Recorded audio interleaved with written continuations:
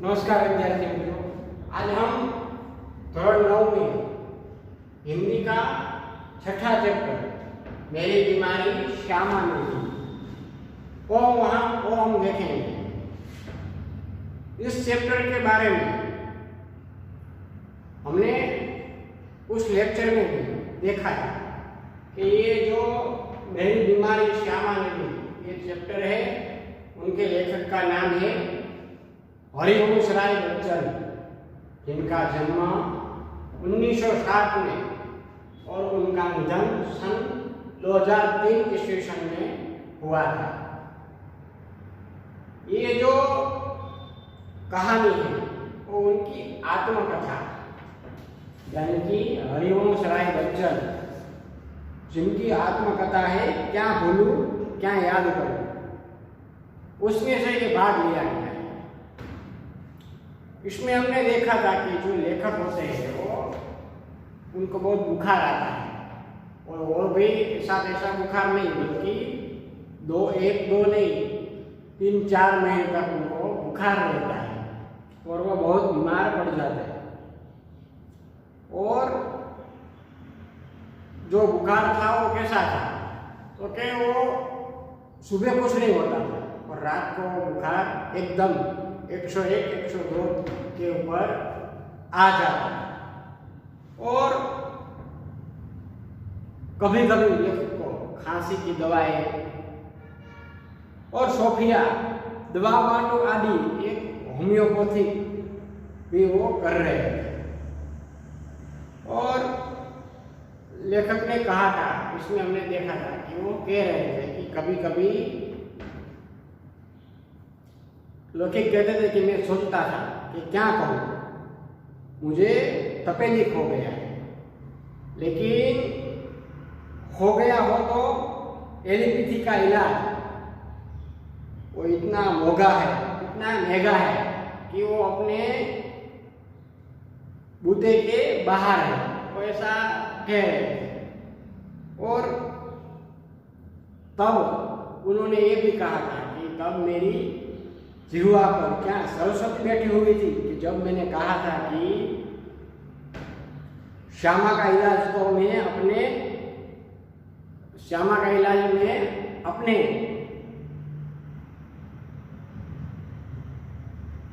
श्यामा को जो बुखार आया हुआ था तो वो श्यामा का बुखार वो मैं ले रहा हूं, यानी कि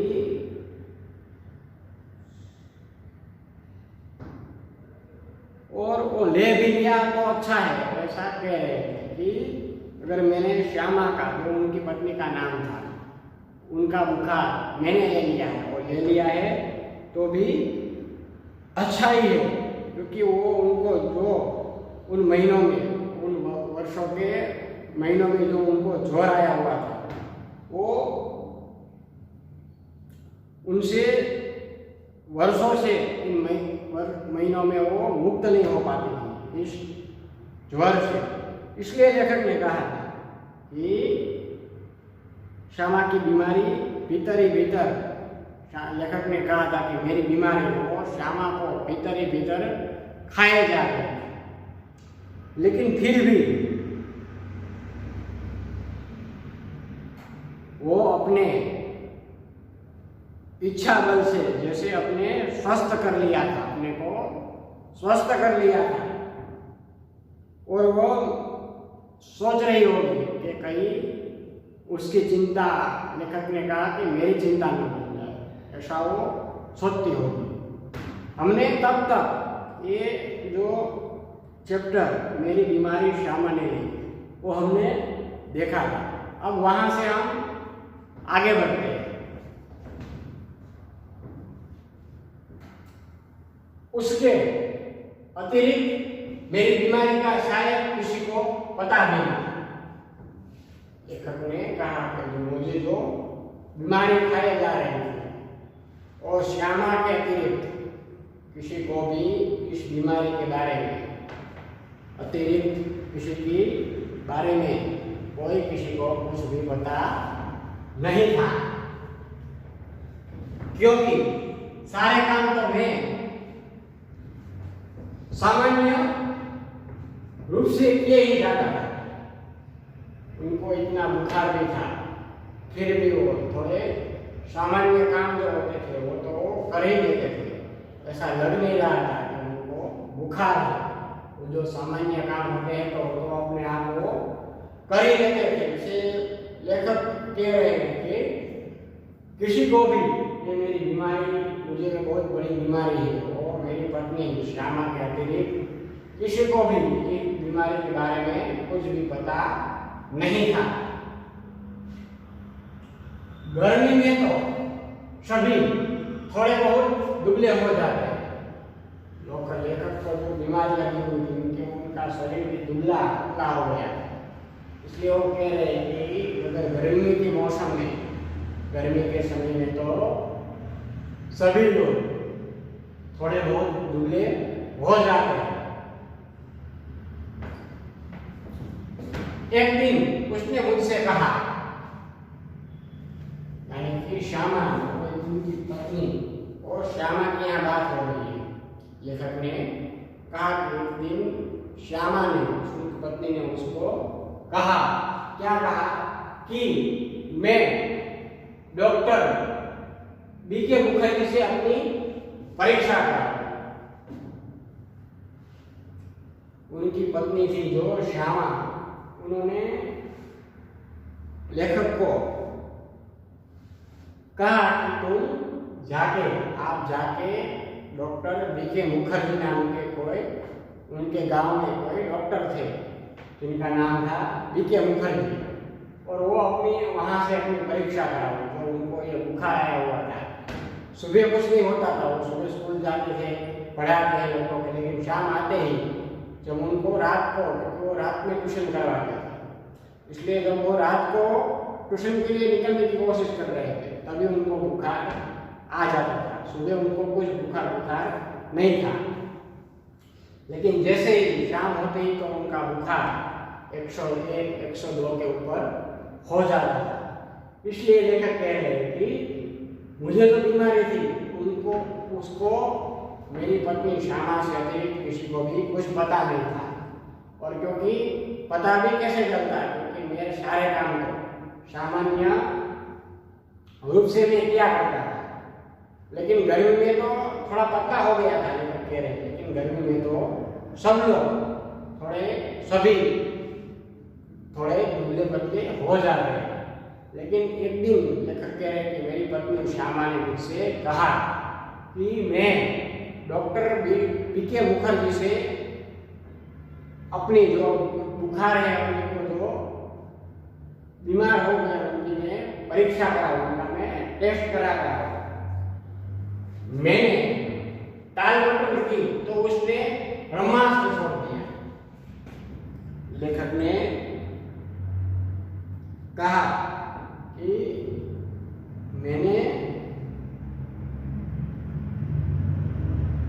टालमटोल की, यानी कि जो लेखक उनकी पत्नी उसको कह रही है कि आप बीके मुखर्जी के पास जाकर अपने इलाज का परीक्षा करवाओ, तो लेखक ने उसको टाल दिया। आना करने लगे तो उसने ब्रह्मास्त्र छोड़ दिया। ब्रह्मास्त्र यानी कि कभी निष्फल न होने हो जाने वाला अस्त्र, कभी निष्फल न जाने वाला अस्त्र, इनको ब्रह्मास्त्र कहते हैं, जो कभी निष्फल नहीं जाता।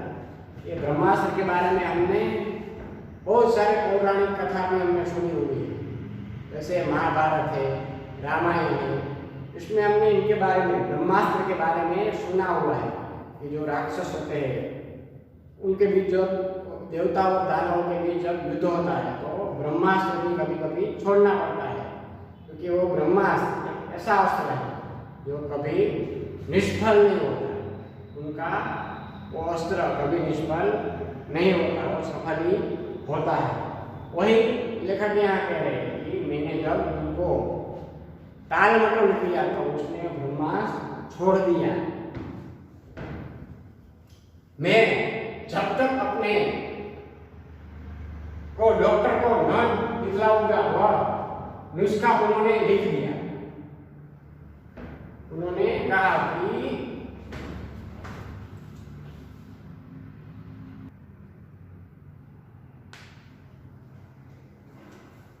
लेखक ने कहा कि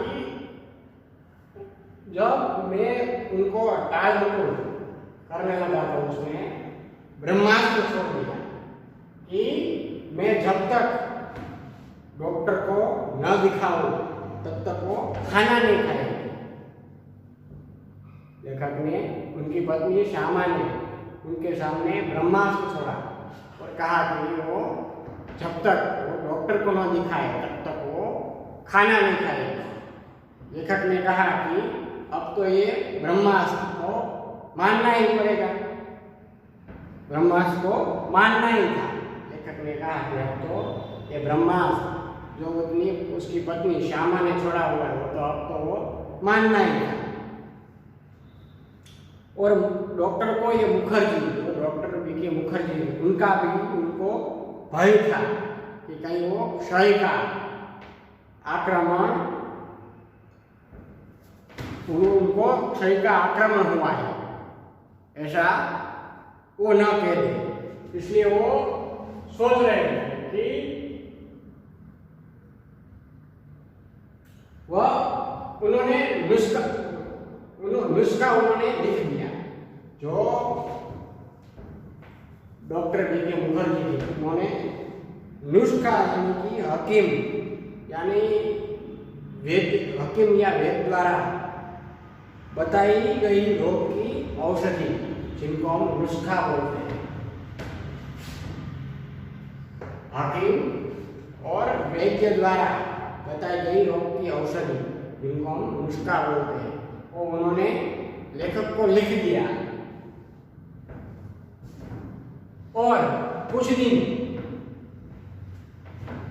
चिंता मुक्त होकर पूरी तरह आराम करने को कहा। जो बीके मुखर्जी डॉक्टर थे उन्होंने थोड़े नुस्खे उनको लिख दिए और कहा कि आप थोड़े दिन के लिए आराम कर लीजिए।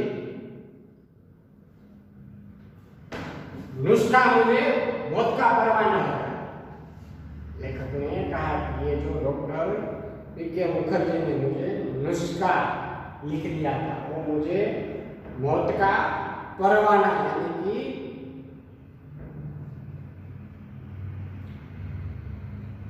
परवाना यानी कि आज्ञा पत्र, परवाना यानी कि आज्ञा पत्र, मौत का आज्ञा पत्र लगा। लेखक ने कहा कि ये जो नुस्खा मुझे डॉक्टर बीके मुखर्जी ने लिख दिया था वो मुझे मौत का परवाना लगा, मौत का परवाना यानी कि आज्ञा पत्र लगा। क्या मेरी विदा का समय आ गया? लेखक ऐसा अपने मन में ये सोच रहे हैं कि क्या मुझे मेरे जाने का यानी कि मेरी विदा का समय आ गया, वो ऐसा अपने दिमाग में सोच रहे हैं। क्योंकि जो ये डॉक्टर बीके मुखर्जी थे उन्होंने थोड़ा उनको नुस्खा लिख दिए थे और कहा था कि आप थोड़े दिन आराम कर लीजिए। लेकिन लेखक को ये नुस्खा जो दिया हुआ था, दवा औषधि दी हुई थी, उनको मौत का परवाना यानी कि आज्ञा पत्र लगा। इसलिए वो सोच रहे थे कि क्या मेरी अब विदा का समय आ गया? क्या इतने ही दिनों के लिए आया था? वो अपने आप मन में वो सोच रहे हैं कि क्या मैं इतने दिनों के लिए ही इस दुनिया में आया हुआ था? ऐसा वो अपने दिमाग में वो सोच रहे हैं। क्योंकि जो डॉक्टर के उनको नुस्खा दिया हुआ था वो ऐसा आज्ञा पत्र उनको लगने लगा, परवाना यानी कि आज्ञा पत्र उनको लगा और वो सोच रहे हैं कि क्या मेरी विदा का समय आ गया है, या तो मैं इतने दिनों के लिए क्या इस दुनिया में मैं आया था, इतना ही गाने गुनगुनाने, केवल इतना श्रम संघर्ष करने, इतने दुख संकट उठाने, वो ऐसा जो हम देख रहे हैं वो ऐसा सोच रहे हैं अपने आप मन में कि मैं क्या इस मेरी विदा का समय आ गया, यानी कि मेरे जाने का, ऊपर जाने का समय आ गया, या तो क्या इतने दिनों के लिए मैं यहाँ आया हुआ था, इतने ही गाने गुनगुनाने, केवल इतना ही श्रम करने के लिए, इतने ही संघर्ष करने के लिए और इतने ही दुख और संकट उठाने के लिए मैं आया था।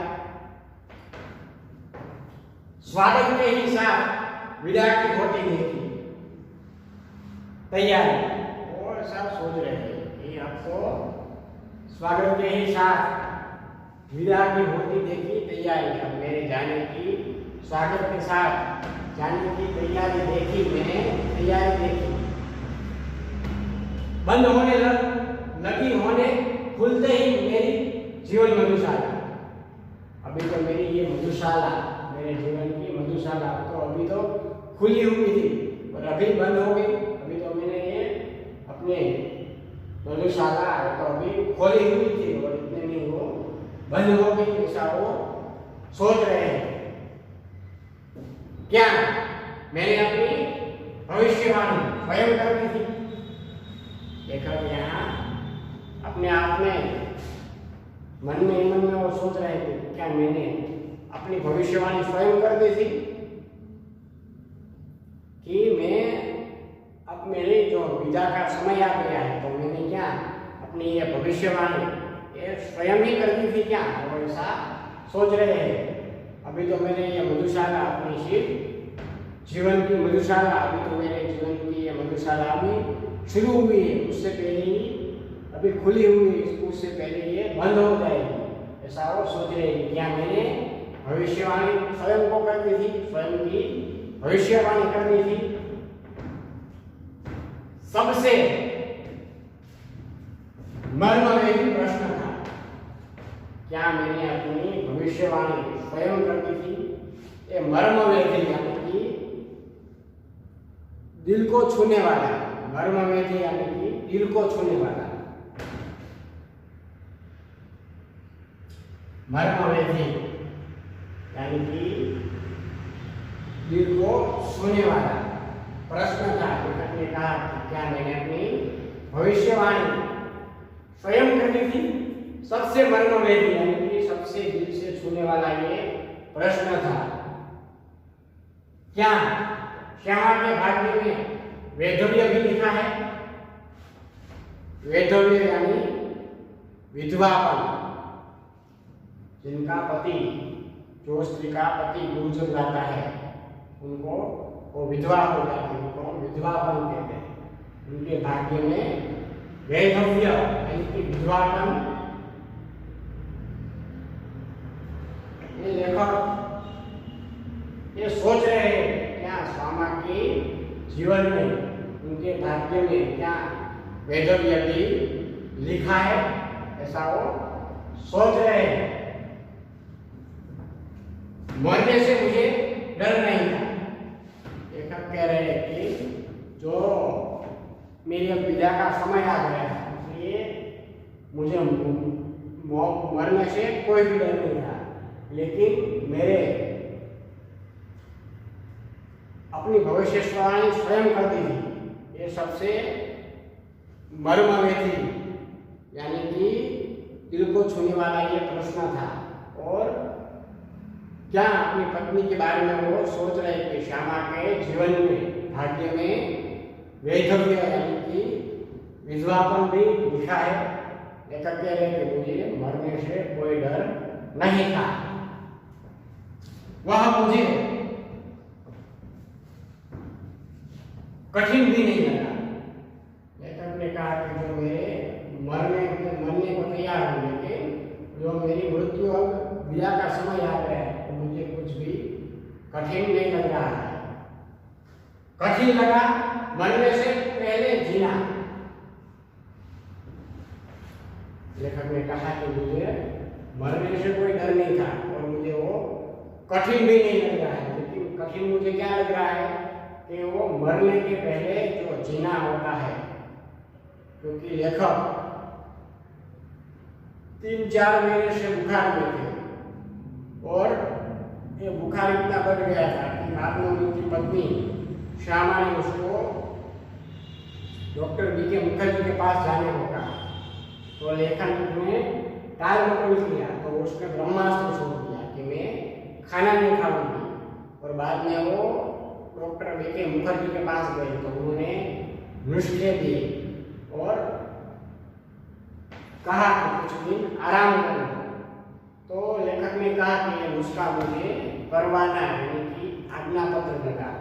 इसलिए वो सोच रहे हैं कि क्या मेरी अब विदा का समय आ गया है, क्या मैं जन्म देने के लिए ही मैं आया हूँ, ऐसा वो सोच रहे हैं। और वो कह रहे हैं कि मैंने अपनी भविष्यवाणी स्वयं ही कर दी। सबसे मर्मवेदी यानी कि दिल का छूने वाला यही एक प्रश्न था कि क्या श्यामा के जीवन में वैधव्यपन यानी कि विधवापन भी लिखा है। लेखक कह रहे हैं कि मुझे मरने से कोई डर नहीं था, लेकिन मुझे कठिन भी नहीं लगा मरना, लेकिन मुझे कठिन लगा और मरने से पहले जीना, वो मुझे सबसे बड़ा कठिन लगा। पूरे आराम के अर्थ हो गए, ट्यूशन छोड़ दो। लेखक सोच रहे हैं कि आप मुझे, तो डॉक्टर बी के मुखर्जी ने उनको कहा था कि आप थोड़े दिन आराम कर लो।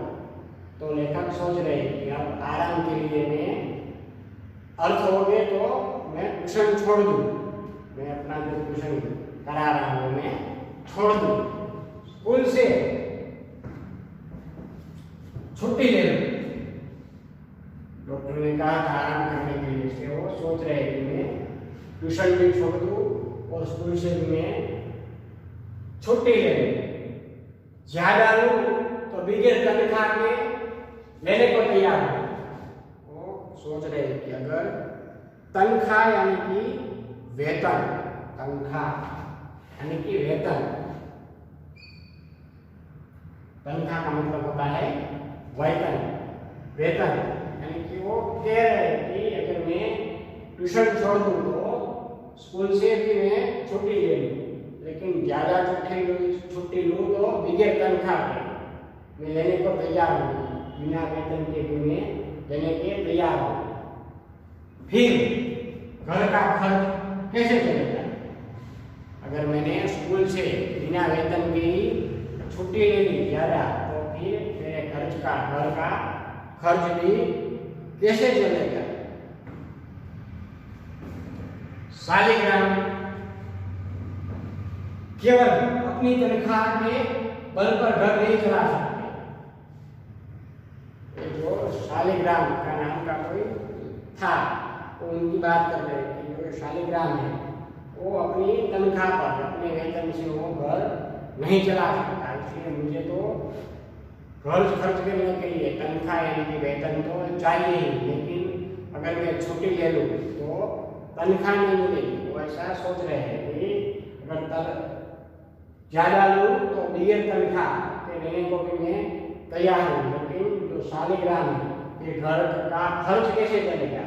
और शालिग्राम की केवल अपनी तनख्वाह से ये घर नहीं चल सकते। कल उनकी बदली हो सकती है।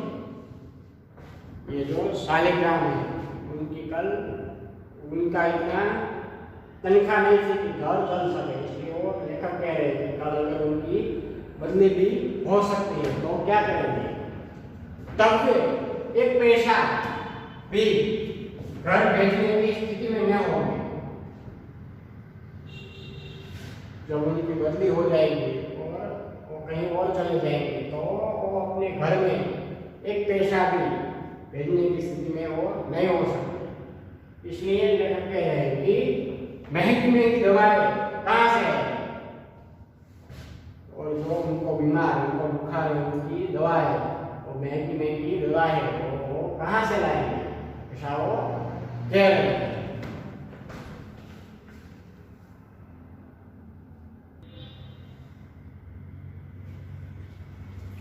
लेखक ने कहा कि अगर जो शालिग्राम है उनकी केवल अपनी तनख्वाह से उनका घर नहीं चल सकता, इसलिए उनको लेखक को भी तनख्वाह यानी कि वेतन उनको चाहिए था, इसलिए वो सोच रहे हैं कि अगर कल उनकी यानी कि शालिग्राम की अगर बदली हो गई तो बाद में वो एक भी पैसा यहाँ भेजने की स्थिति में नहीं होगी, और जो मेरे बुखार के लिए जो मैं रुग्ण हूँ उसके लिए जो महंगी महंगी दवाएं आएगी वो कहाँ से आएगी, वो ऐसा सोच रहे हैं।